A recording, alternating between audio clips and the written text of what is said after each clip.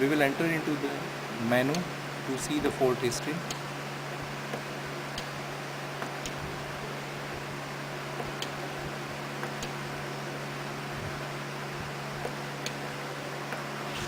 We'll go to the fault history page, select fault history, enter into this menu. You will find the last fault is input OV. The first is the last fault which is faced by the system. Now we will generate input under voltage, right? And we'll see what is the status update in this system, right? So we'll escape this and we'll come into the main menu. Here you will see the input voltage is 243. We will reduce it and will generate input under voltage fault.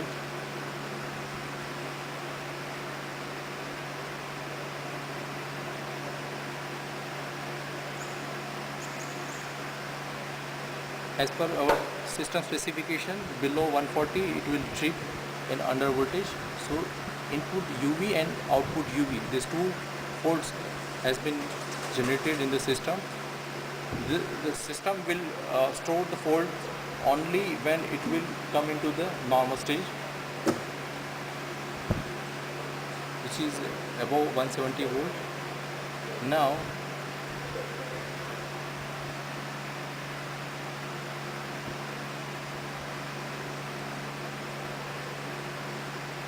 here you can see the system is normal now. Input is 241, output is 220. We'll enter into the menu again.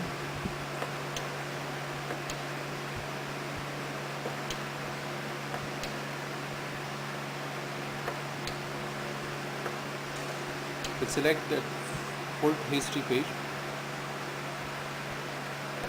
We'll enter into this. Here you can see now the fault is input UV, which is now last fault, and output UV.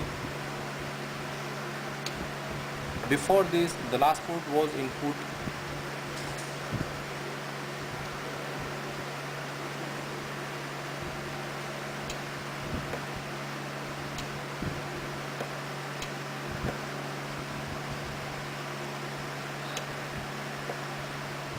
so you can see here the fault is now, the fault history has been updated, and as per our last fault it is input under voltage.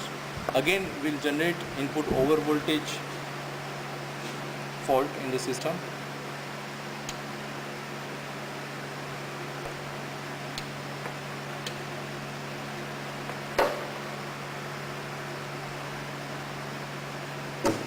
You can see here input and output voltage fault.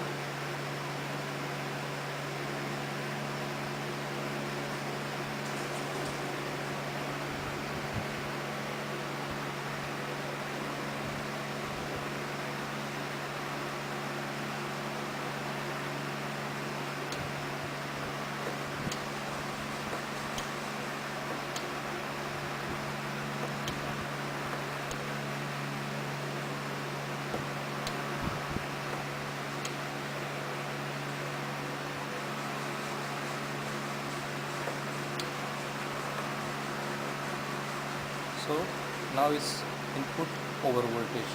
So the last was input under voltage, now it has changed to input over voltage. So like this, every time last fault will store in the system, and it will overwrite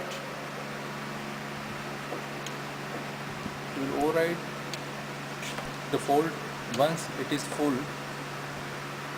The 8 number is full, then again it will come into the first page. So last fault will always store in the first place, then it will shift to the next, like this.